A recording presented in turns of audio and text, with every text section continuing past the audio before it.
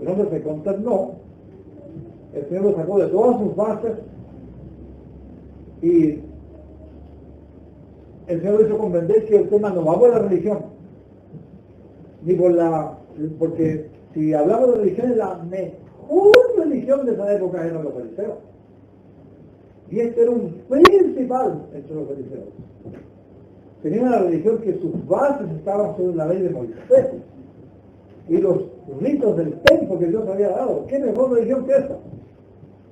Y a través de esta enseñanza le dijo, hablando de una forma moderna del día de hoy, mira Nicodemo, no importa cuántas veces hayas ido a la iglesia, no importa cuántas veces hayas leído la Biblia, no importa cuántas veces hayas orado, no importa cuántas veces te hayas bautizado, no importa que tú pertenezcas a la mejor religión de la que existe en la tierra, pero si tú no has nacido otra vez, te vas al infierno, Nicodemo. Te pierdes. Eres víctima de Satanás, que te hizo creer que tú ibas al cielo. Satanás es tan audaz que engaña hasta los hombres más perversos. Te cuenta que Al Capone, el hombre muy perverso, Al Capone mató mucha gente con sus propias manos, a ametralladora, entre el mundo de lanza. Pero dice que una vez al año, él para las navidades se disfrazaba de Quito Pascual, o sea, si ustedes se imaginan Al Capone de Quito Pascual, con su barriguita, ojos, y la patita, y dándole tremendo regalo a los niños más pobres de la ciudad. Y muchos integrantes de la mafia estaban en los primeros asientos de la iglesia. Hombres tremendamente pecadores. Porque ellos pensaban que dar dinero, hacer algo, empezaban a ganarse la salvación por las obras. Otros, que son gente sincera, gente piadosa, gente buena, buenos papás, buenos mamás, también están metidos ahí. Pero el Señor quiere decir que hay que nacer de nuevo. Vamos a ver en Primera de Juan, les invito a abrir Primera de Juan, y es bien interesante porque Juan nos menciona 5 características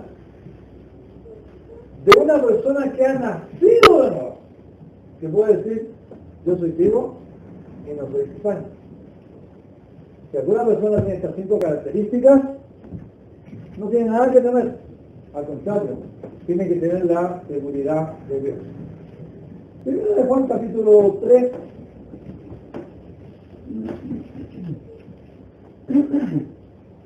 versículo 9,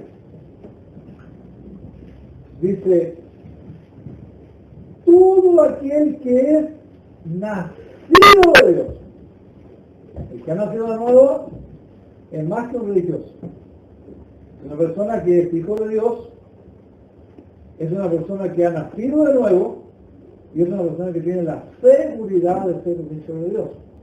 Pero aquí dice, todo aquel que es nacido de Dios no practica el pecado.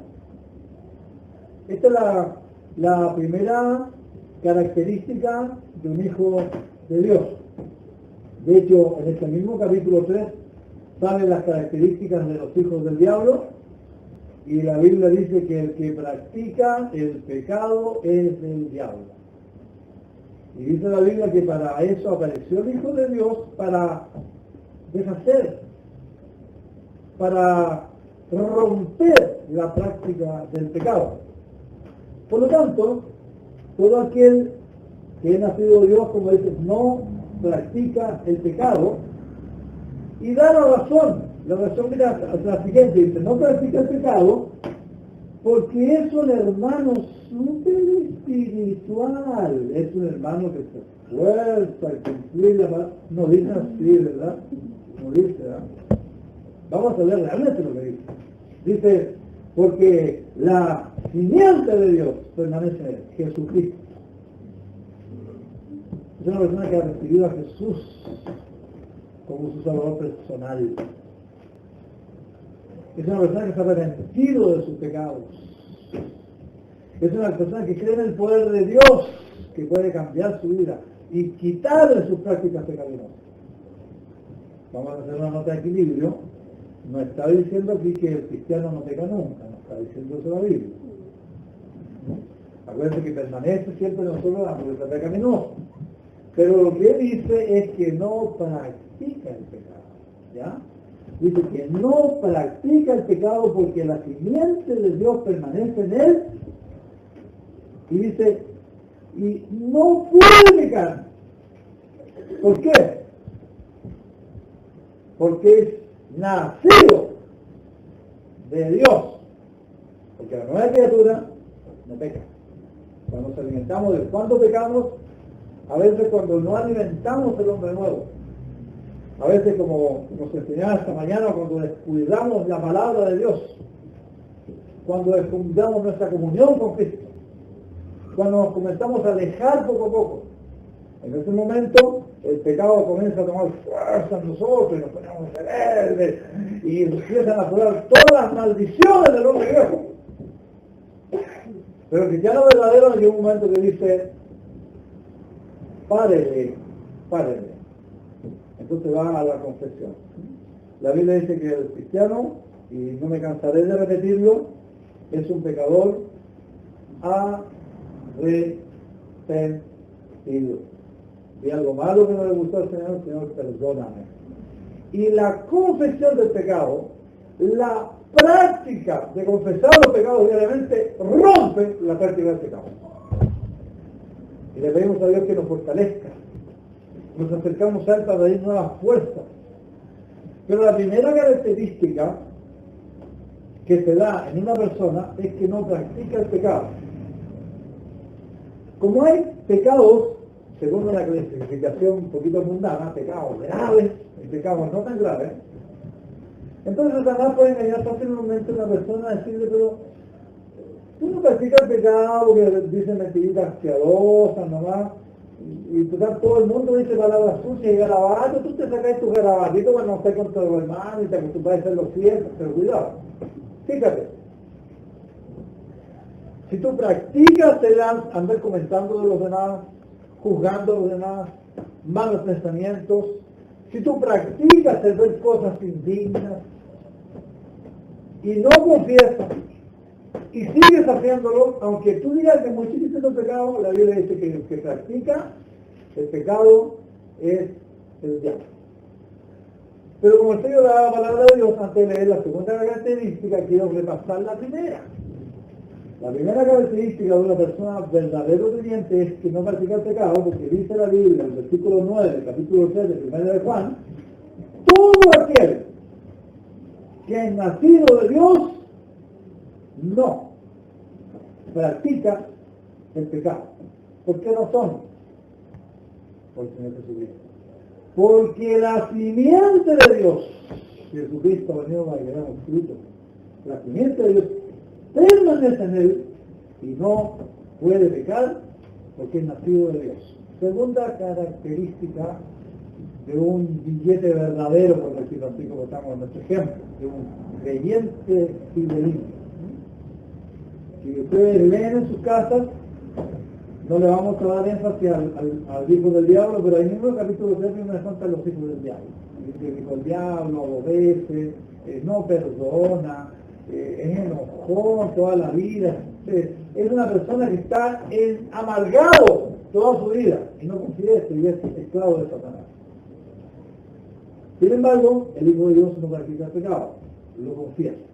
Otra característica del Hijo de Dios que es nacido nuevo está en el capítulo 4, un poquito más adelante, y el versículo 7.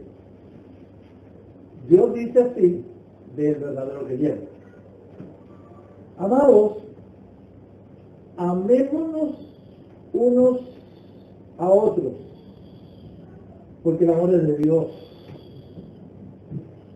Todo aquel que ama, ¿qué lo que es? Es nacido de Dios. Y dice una cosa muy importante: y conoce a Dios. Conoce a Dios. Y por supuesto Dios lo conoce a él. ¿Ya? El mandamiento del amor es un mandamiento nuevo. Dice bueno, es un mandamiento nuevo, pero es el mismo mandamiento antiguo.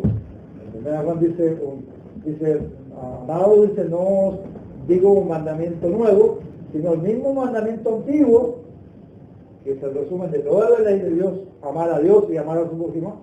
Es el mismo mandamiento, pero ahora es aplicado al pueblo de Dios. El Señor nos manda a nosotros como creyentes, el Hijo de Dios, que es el que sembró la semilla, el que sembró los hijos de Dios.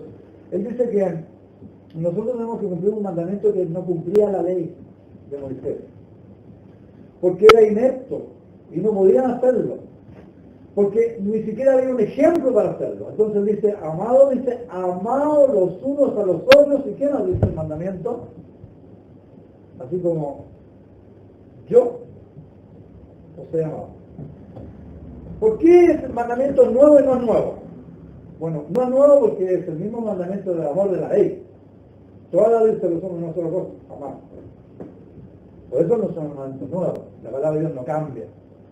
Pero con la venida de Jesucristo hizo dos cosas importantes para que sucediera esto. Uno, que nos dio el ejemplo como amar.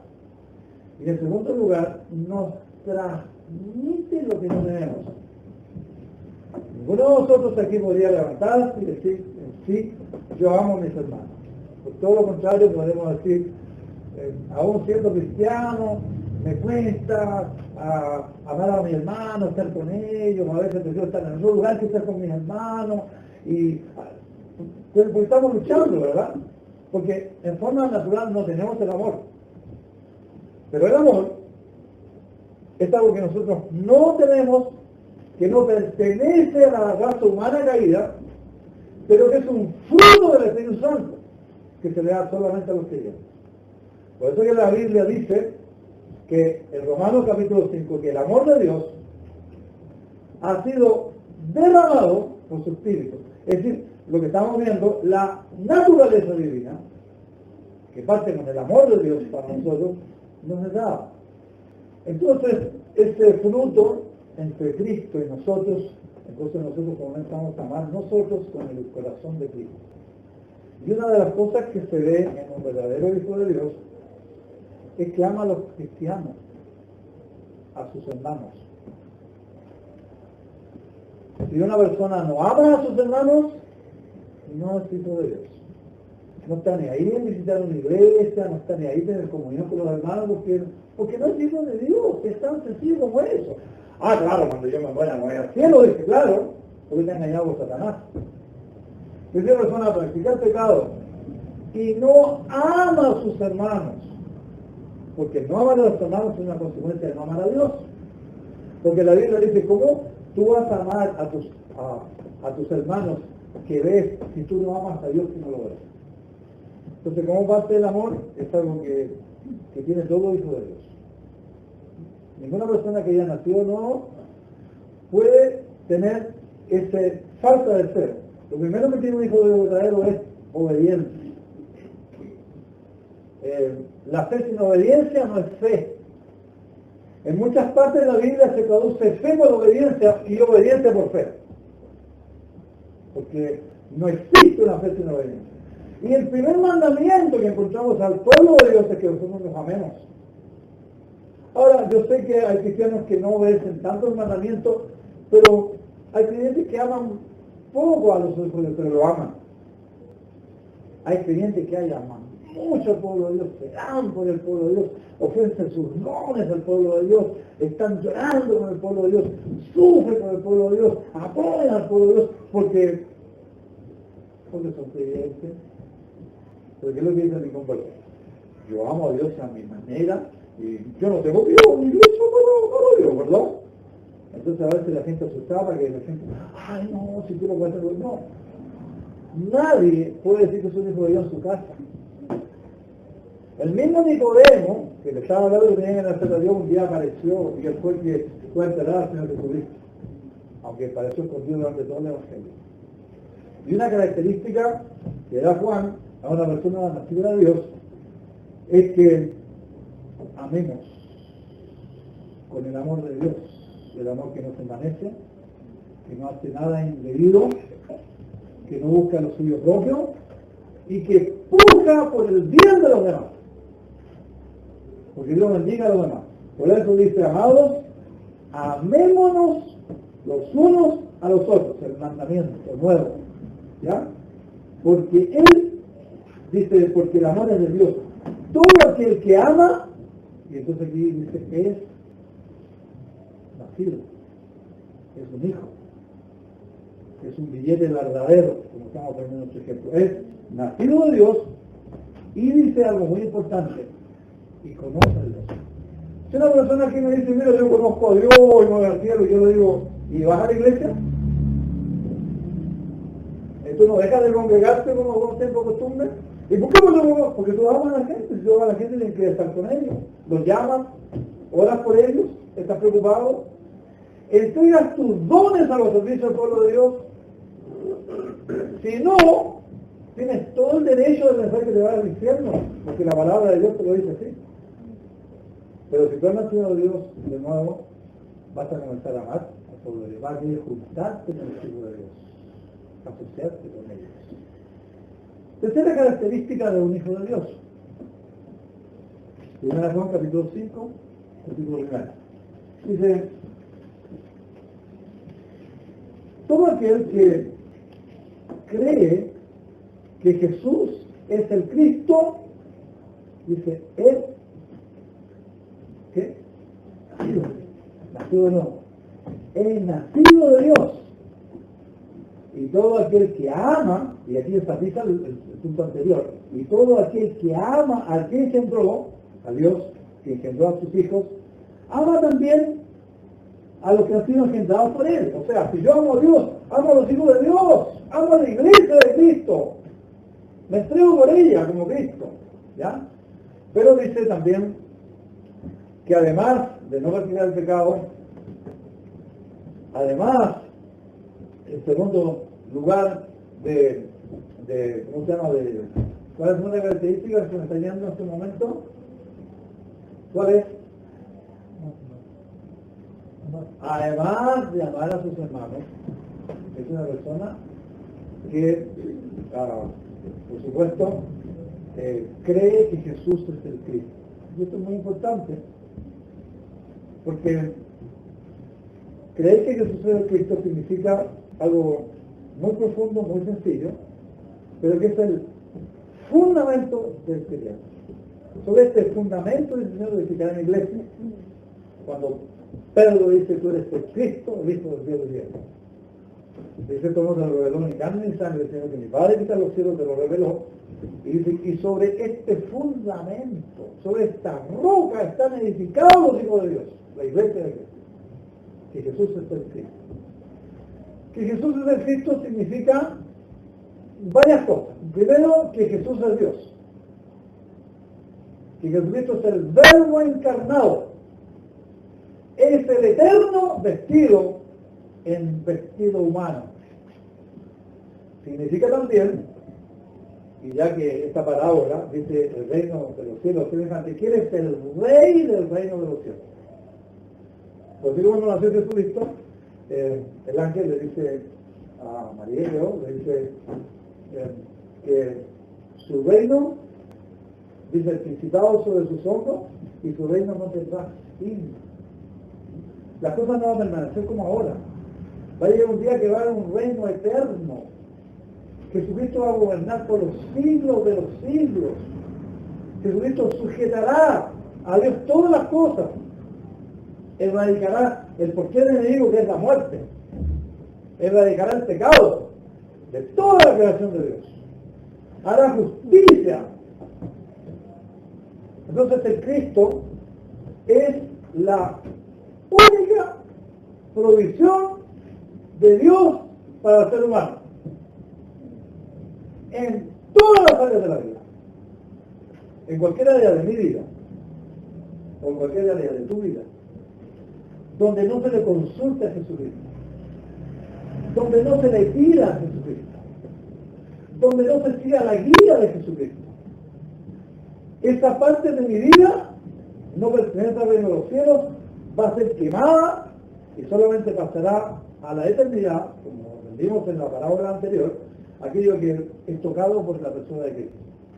Es decir, sea cualquier cosa lo más insignificante. Voy a hacer ejercicio, voy a comprar, en todo donde esté la ausencia de Jesucristo. Eso no vale. De hecho, hemos aprendido la palabra anterior, que todo lo que Cristo no ha tocado de mi vida, de tu vida, como creyente, va a desaparecer eternamente y se va a perder. Y todo lo que da el fruto, donde Cristo traspasó, donde tocó, donde forjó el carácter de Cristo y fluye como una obra detrás de esa persona de Cristo, eso permanece para siempre. De manera que un cristiano se conoce porque para él Cristo es todo. Cristo es el mejor psiquiatra, el mejor psicólogo, es el mejor doctor, es el mejor ayudante del pobre, es el mejor ayudante del rico, y en todas las circunstancias, las más insignificantes de tu vida, Cristo es la única respuesta de Dios para tu vida. Por eso que este mundo se esfuerza plenamente por hacer desaparecer a Cristo. Por eso que Satanás se esfuerza en lograr del cristiano desaparecer a Cristo. A él no le gusta que se hagan conversaciones de Cristo, que se vean películas cristianas, que se escuchen coritos cristianos. No le gusta que se oren la familia. Le gusta que se hagan cosas banales, simples, sencillas, que pasan para siempre. Aunque muchas cosas, siempre de la vida, recreación, diversión, también es de Dios. También el Señor lo sabe. Reposo, descanso, vacaciones, pero todo lo que hagamos, de palabra de hecho, tendría que ser en el nombre del Señor. Entonces, básicamente hay tres áreas que domina Cristo. La primera de ellas es la enseñanza. Cristo, el ministerio primordial que tuvo Jesucristo, que es el más grande de todos los profetas. Ya no esperamos más luz de la que Cristo ha traído, porque la luz ha sido revelada en Jesucristo. Y con la enseñanza y vida de Cristo, ya no hay profeta que quede parado. A mí me da pena cuando dicen de repente, apareció un profeta que nos reveló lo último. No hay último, nada. La luz plena se reveló. Y dice Moisés que el que no se sometiera a ese profeta será desarraigado completamente. Y el creyente cree en la inerrante, infalible palabra de Cristo. Y nosotros estamos bajo el fundamento apostólico de los apóstoles de Jesucristo que nos enseñaron a enseñar. Por lo tanto, el que dice que es creyente, que es nacido de Dios, cree que Jesús es el Cristo, el más grande de los enseñados. Ahora, Él es el más grande y único sumo sacerdote. Y esto podría decirse que es el centro de la vida del Mesías. Su obra para pagar por nuestros pecados. Si hay alguna persona que tiene una duda de que Jesucristo no ha borrado todos sus pecados y va al cielo, tiene temor. Y en el perfecto amor no hay temor. El temor viene del juicio.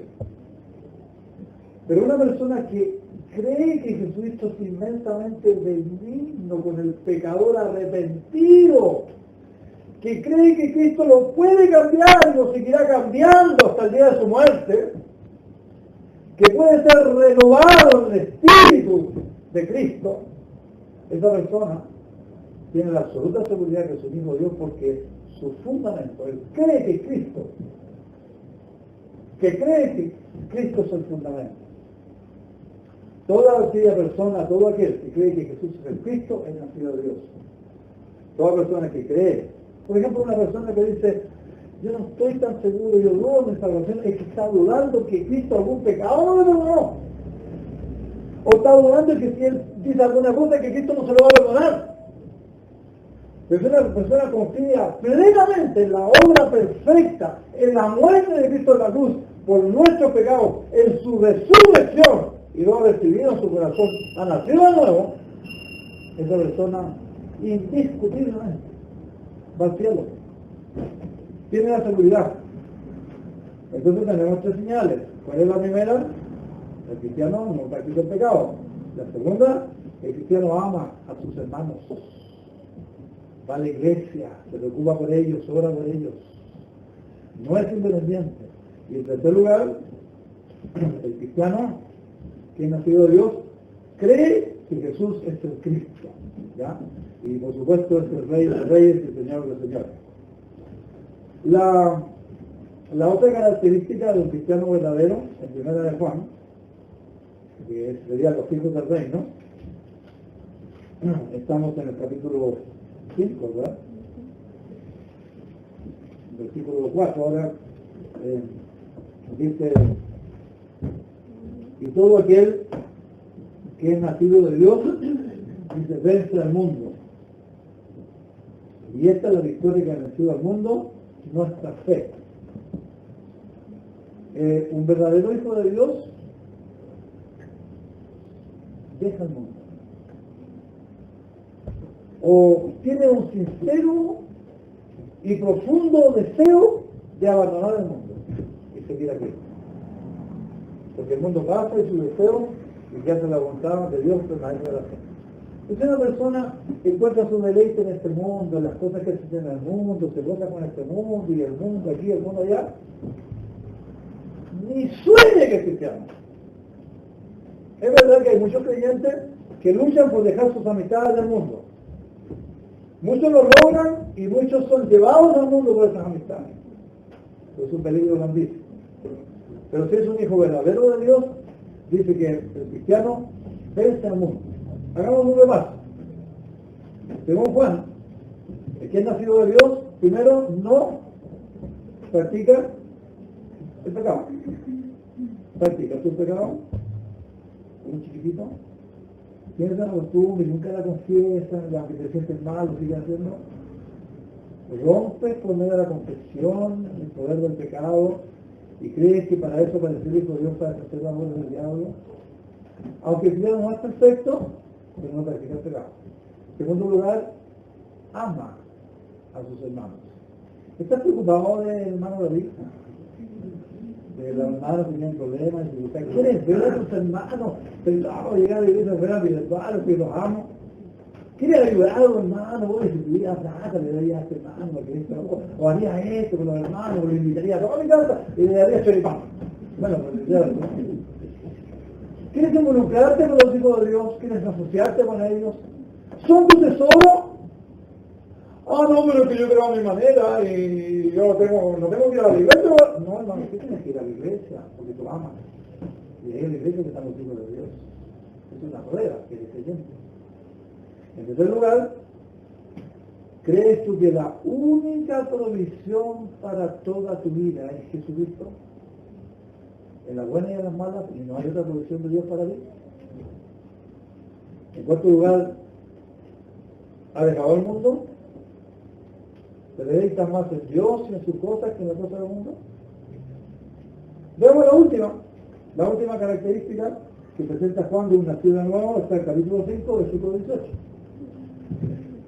Y dice, sabemos que todo aquel que ha nacido de Dios, hijo del reino, de la parábola, ¿no? Todo aquel que ha nacido de Dios, dice, no practica el pecado. ¿No era la primera esa? Ah. Y cuando el Señor repite una cosa, será muy importante, ¿no? ¿Sabes lo que está diciendo aquí? Por favor, no se engañen en esto. Por eso se lo repito de un veces. Ustedes no van a practicar pecado, no porque son pecadores, sino que por el agradecimiento de Dios está en ellos y tiene valor razones más porque no quiere practicar el pecado. Ustedes van a decir cuáles son. Dice, sabemos que todo aquel que ha nacido de Dios no practica el pecado, pues aquel que ha nacido de Dios, dice, que fue engendrado por Dios, dice, por Dios dice, le guarda y el maligno no le toca. ¿Por qué nosotros rompemos el poder del pecado con la confesión? ¿Por qué nos acercamos a Dios para no seguir pecando? Porque queremos agradarle a Dios, porque la semejanza de Dios está en nosotros porque el Señor nos guarda. Ve que no es mérito humano. Y no solamente eso, el maligno nos toca, a menos que no sea con permiso de Dios. ¿Ya? Voy a terminar con un versículo que verdad que nos termine de dar luz para entender esta parte de la parábola de los hijos del verdadero, los hijos de Dios. Dios está sembrando en este mundo hijos verdaderos. Y esto vamos a ver la siembra de Satanás. Vamos a terminar con 1 Corintios capítulo 6.